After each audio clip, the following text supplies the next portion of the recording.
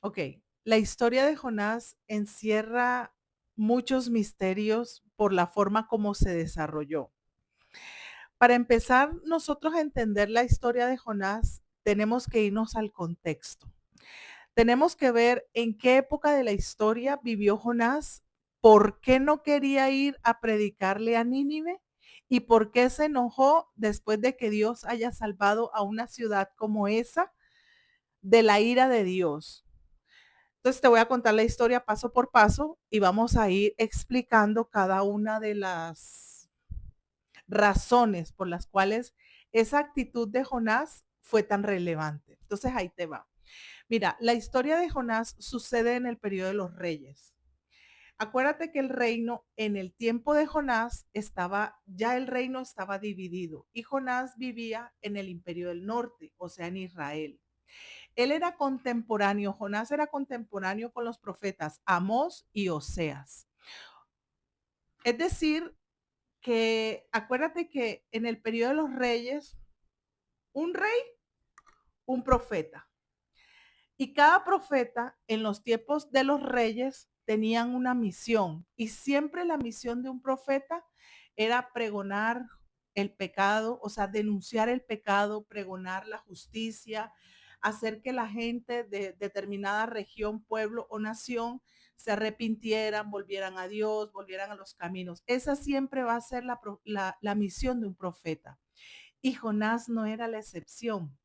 La diferencia era que Jonás se le encomendó la tarea de ir a predicar a Nínive, a Siria. Nínive era la capital del imperio de Asiria, o sea, ni eran del pueblo de Dios, o sea, no eran ni israelitas, ni eran de Judá, ni de Israel, ni de Jerusalén, ni de Samaria, nada que ver, ni siquiera eran del pueblo. Entonces, Asiria era un imperio que todavía no había arrasado con el imperio del norte, no había arrasado con el imperio del norte, pero era una amenaza latente, eran enemigos. Y por ser enemigos, pues obviamente, si tú tienes un enemigo, lo menos que tú quieres es predicarle de Dios, humanamente hablando. O sea, si nosotros lo vemos desde el punto de vista humano, lo menos que tú quieres es predicarle a una persona que es tu enemigo. Y Jonás no era la excepción. Cuando Dios le dice, mira Jonás, necesito que vayas a Nínive porque ya su maldad, su pecado ya llegó al colmo que los voy a destruir. Pero como Jonás conocía el poder de Dios y su misericordia, sobre todo su misericordia, él dijo, no, yo que voy a ir para allá. Y tomó un barco en la ciudad de Jope, hoy en día Jaffa, la ciudad de Jaffa en Israel, tomó un barco, pagó su pasaje y se dirigió hacia Tarsis. Acuérdate que Tarsis es lo que hoy en día conocemos como España. O sea, el fin del mundo conocido hasta ese momento. O sea, si tenía que ir hacia el oriente, él dijo, no, yo me voy al occidente, al extremo contrario del punto donde Dios lo mandó. Nínive quedaba al norte de Israel, o sea, más allá, y ahí estaba desarrollándose el imperio asirio, lo que hoy en día conocemos como Irak, por esa región, hacia allá, más que todo hacia el oriente, hacia el norte, nororiente. Entonces, como ellos eran una amenaza, lo último que tú quieres, como les dije ahorita, es ir a predicarle a tu enemigo. Entonces, Jonás toma esa decisión y cuando él se sube y paga su pasaje, se monta al barco o a la nave mercante que iba hacia Tarsis, la nave empieza a desarrollarse una tormenta, pero una tormenta que dice la Biblia que partía la nave en dos. Mejor dicho, naufragio seguro y lo más probable es que todos se iban a morir, iban a naufragar y todo se iba a destruir en esa nave. Entonces, algo que a mí me llama la atención es que los hombres, ellos disciernen, por así decirlo, de que esta tormenta no es normal, es un castigo de los dioses, a pesar de que eran personas. Espérate. Entonces, una vez que se desarrolla esta tormenta, dice la Biblia de que los hombres empezaron a lanzar todos los enseres al mar. Ellos echan suerte y la suerte cae sobre Jonás. Jonás estaba durmiendo, dice la Biblia, estaba echado como un perro, durmiendo en la parte inferior de la nave. Y los hombres lo llaman y les dicen, mira las preguntas que le hacen. Les dicen, ¿cuál es tu oficio? ¿De dónde vienes? ¿Cuál es tu tierra y de qué pueblo eres? Empezaron a hacerle toda una serie de preguntas para averiguar y tener una razón del por qué esta tormenta se les vino. Yo me puse a pensar, imagínate que tú estás en un crucero por el Caribe o por el Mediterráneo o por donde sea, porque hay mar por toda la tierra. 70% de agua tiene la tierra entera. Y tú vas en un crucero y se suelta una tormenta y tú te imaginas al capitán preguntarle a todos los pasajeros que pagaron su pasaje por ese crucero, por donde sea, el Mediterráneo, el Caribe, donde sea. Venga, esa sí es su esposa, esa no es su amante, ¿verdad? O venga, usted no es ladrón. O sea, imagínate preguntarle a cada uno como buscando una respuesta del por qué esta tormenta se está dando, como dando una razón de por qué se desató esta tormenta. Y ellos entendieron que era por causa de algo fuerte. Pero Jonás dijo, mira, yo soy hebreo y temo a Jehová. Entonces él le declara lo que pasó. No, mire, lo que pasa es que a mí Dios me mandó para tal sitio y yo me estoy yendo para allá porque la verdad yo no quiero ir a predicarle a esa gente, pero yo sé cómo se va a calmar la tormenta. Tú lánzame al mar. Y dice la Biblia que, bueno, los hombres temieron porque dijeron, no, pues si nosotros lanzamos a este hombre al mar, lo más probable es que este hombre se va a morir. Y entonces ahora más la ira de Dios va a caer sobre nosotros. Y él les dijo, no se preocupen, ustedes hagan lo que yo les digo. Y si una vez lanzaron a Jonás al agua, el mar se calmó. Pero dice la Biblia que Dios tenía preparado un pez para Jonás. Y aquí es donde viene el misterio.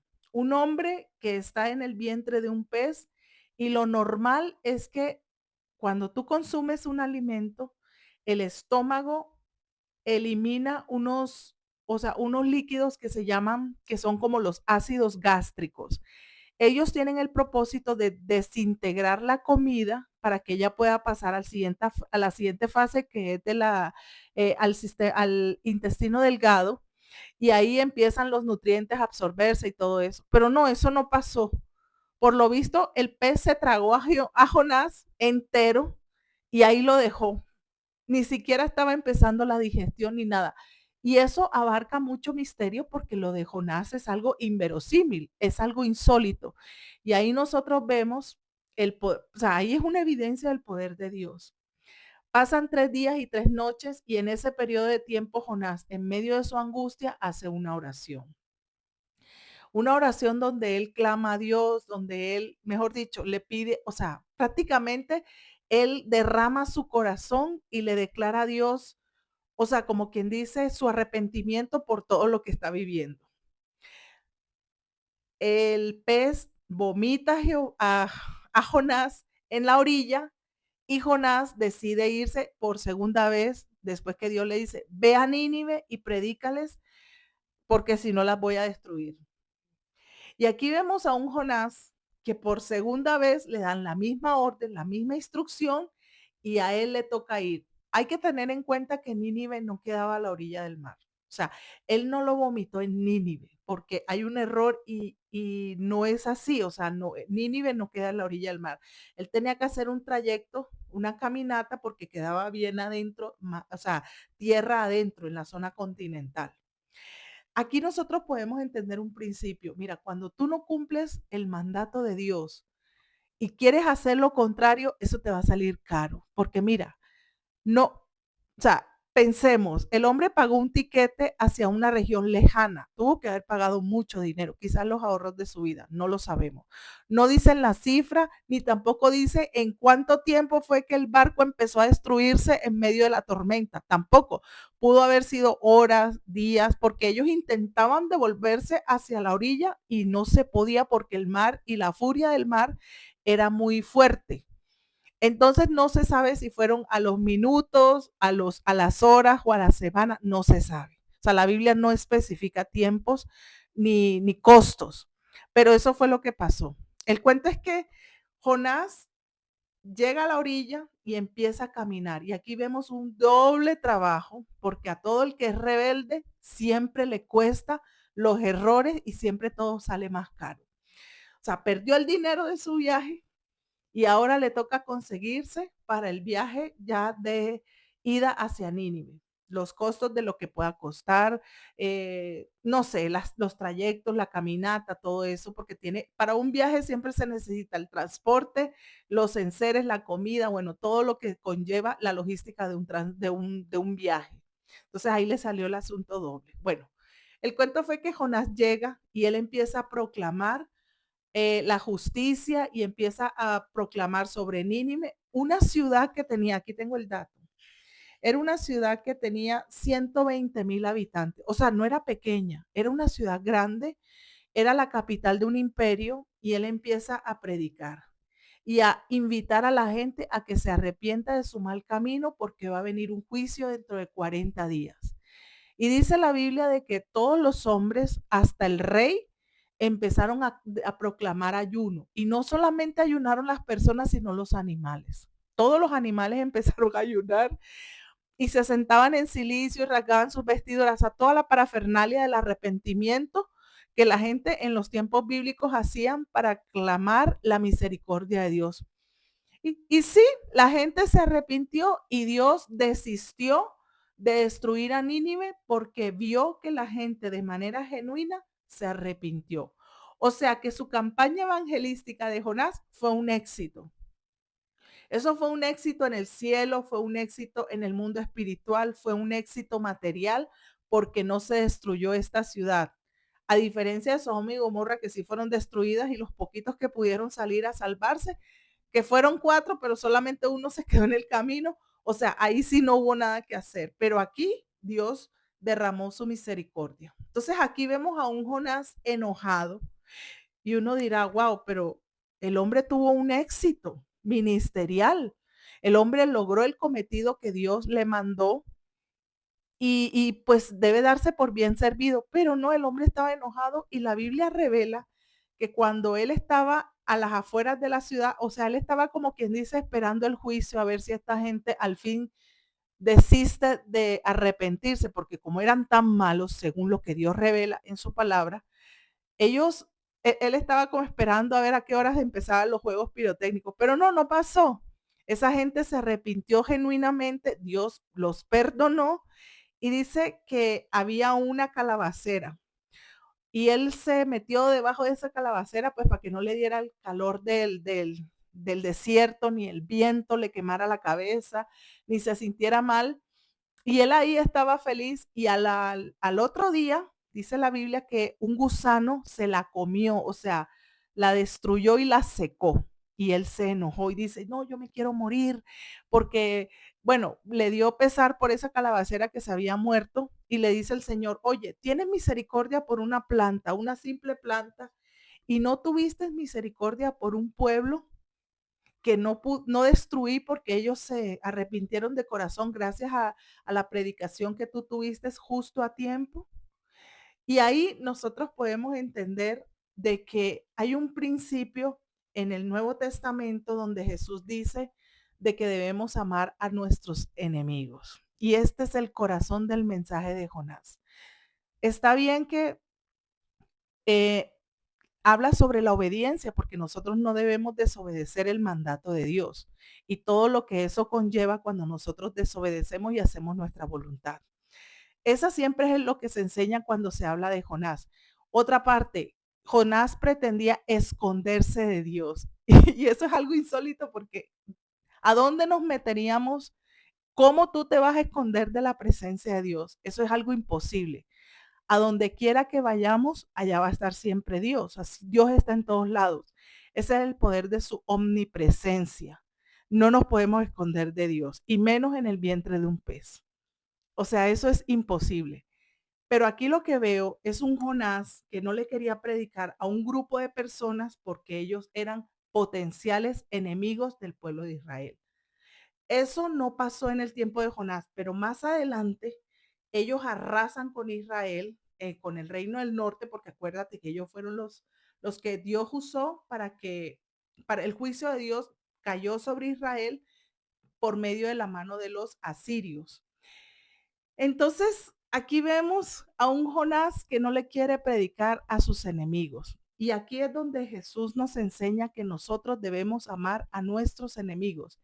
Y estos son mensajes muy difíciles de asimilar como personas, porque como te digo, lo último que tú quieres es ni siquiera verle la cara a tu enemigo, ni hablarle menos de Cristo, porque hacer tal cosa va de pronto en contra de lo que nosotros como somos como personas. Mira, te voy a contar este pasaje de Jesús donde dice que debemos amar a nuestros enemigos. Te lo voy a contar en un testimonio que yo conocí de un predicador famosísimo de origen puertorriqueño. Hay un pastor que fue muy famoso y muy relevante en los años 90, que fue el pastor Gigi Ávila. Todo el mundo lo conoce. Bueno, los que no, pues tú lo puedes googlear. Gigi Ávila fue un pastor que lamentablemente a él le mataron a su hija.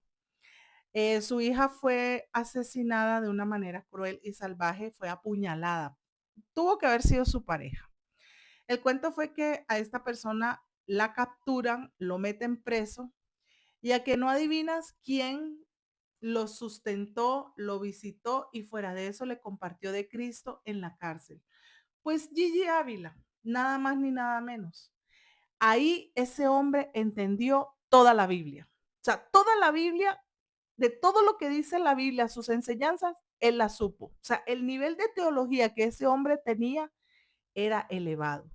O sea, ni un doctorado, ni un PH, ni un máster, ni un curso de teología, ni un seminario bíblico. No, el hombre ya lo hizo todo. Cumplió con la palabra completa.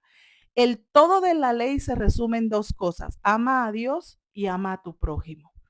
Y en el amar a tu prójimo incluye amar a tu enemigo. El hombre cumplió la palabra en toda su plenitud.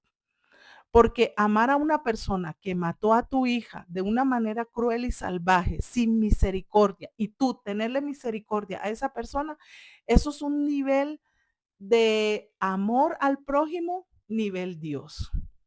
Porque el perdonar y el tener misericordia es un don de Dios y eso es algo que no se puede discernir de manera humana.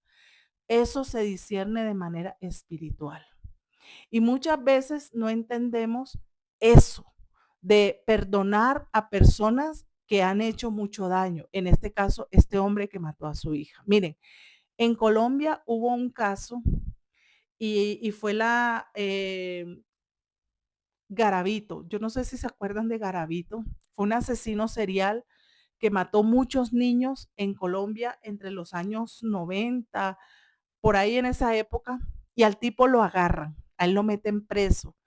Y Garavito se convierte al cristianismo y hasta él predica la palabra y todo eso. Y ya lo iban a soltar porque ya el hombre había cumplido su condena. Lamentablemente el tipo, bueno, yo sé que decir esas palabras me van a lanzar piedras, pero el tipo se murió, o sea, ya él falleció, no alcanzó a salir a la cárcel, de la cárcel. Pero mucha gente no creía su arrepentimiento. Mucha gente decía, ¿será que ese tipo sí se arrepintió de corazón? Dice pastor, dice cristiano, y muchas veces la gente no entiende. Pero eso es algo y eso es un misterio que solamente una persona que entiende la palabra puede comprender, de que Dios es un Dios misericordioso y Él perdona a quien Él quiere. Es posible que él se haya arrepentido, esperemos que sí, y que Dios lo haya recibido en su seno. De pronto nosotros como humanos no perdonamos porque lo que hizo fue algo terrible, pero Dios es un Dios misericordioso y Él perdona aún a personas que hagan este tipo de crímenes contra la humanidad y sobre todo contra los niños, porque las víctimas o el perfil de víctimas que este hombre tenía eran solo niños. Entonces, aquí vemos un ejemplo de el amor de Dios, de su misericordia, algo que no quería ni quería compartir Jonás con estos hombres de Nínive, ni con estas personas de Nínive, porque él sabía que Dios iba a tener misericordia de ellos. Pero Jonás no quería tenerla, por eso se enojó. Y él dice, prefiero tener misericordia con una planta, una calabaza, que con esa gente. Y así terminó la historia de Jonás, un hombre amargado que tuvo un éxito ministerial porque él hizo lo que Dios le dijo al fin de cuentas, a regañadientes y aún en contra de la corriente, mas sin embargo cumplió con lo cometido, tuvo un éxito porque se logró la misión de que esas personas no perecieran en el juicio de Dios y aún así se enojó, aún sabiendo que Dios iba a tener misericordia. ¿Pero por qué? Porque eran enemigos, eran potenciales enemigos que tenían una fama de ser muy malos y que él sabía que si esa nación se enfrentaba con Israel, Israel iba a perder porque estaba en una época y en un periodo de decadencia espiritual y moral. Por eso Dios usó la nación asiria para arrasar a las tribus del norte. Y esas nunca más regresaron a la tierra prometida. A diferencia de las tribus del sur o Judá con Benjamín, que ellas sí regresaron después de la deportación. Entonces, esta es la historia de Jonás, un hombre que se le da una misión, hace todo lo contrario, le pasa una travesía en el mar, un pez se lo traga, a los 3 días lo vomita, hace lo que tiene que hacer, tiene éxito en su encomienda, Dios se glorifica, Nínive no es destruida, pero él termina amargado, porque eran sus enemigos y él no quería nada con ellos. Entonces, ¿cuál es el mensaje? Debemos amar a nuestros enemigos como a ti mismo. Ya con eso usted cumplió la ley. ¿Por qué? Porque la Biblia habla de que esas personas cuando esperan que tú o sea, les pagues con mal, ellos se van a confundir porque dice ascuas de fuego vas a crear. Y esa palabra ascuas de fuego es como que esa gente se va a quedar loca. Van a quedar como quien dice, bueno, yo lo insulté, yo lo traté mal, yo lo humillé y este me paga con bien. Van a quedar tostados de la cabeza porque ellos van a esperar la misma, o sea, la misma respuesta, pero no, o sea, pero como usted es una persona creyente, temerosa de Dios, que ama a su prójimo, no va a responder de la misma manera. La Biblia dice que no hagamos mal por mal. Y también habla de la regla de oro, que tratemos al otro como nos gustaría que nos trataran a nosotros. Entonces son muchos los principios que nosotros podemos aprender de la historia de Jonás, de no ser desobedientes, de no ser rebeldes, de cumplir la voluntad de Dios, de creer en la misericordia de Dios, de amar a nuestros enemigos y que nosotros podamos entender que Dios es soberano. Y algo que resalta aquí, que podemos destacar, es que los de Nínive ni siquiera eran del pueblo de Dios. O sea, era una nación pagana. Era una nación que ni siquiera pertenecía al pueblo de Dios. Y eso nos confirma que Dios no hace acepción de personas. Al que Él quiere, él tiene misericordia, porque no se trata del que más corre, ni del que más hace, sino del cual Dios tiene misericordia. Y a él le plació derramar su misericordia sobre una nación que se arrepintió de corazón en los tiempos de Jonás. Y eso es todo. Esa es la historia de Jonás. Y no seas como Jonás, no vaya a ser que un pez te trague y después, Dios mío. Bueno, este contó con la bendición de ser vomitado en la orilla y tú quedas en alta mar y ahí sí nos fregamos todos. Pero bueno, esa es la historia de Jonás, un hombre rebelde que pagó caro sus hechos y terminó amargado al fin de cuentas. Pero lo importante fue que se cumplió lo que Dios le dijo y pudo lograr que una nación fuese salva. Y eso es todo. Esta es la historia de Jonás. Que tengas un excelente día y Dios te bendiga.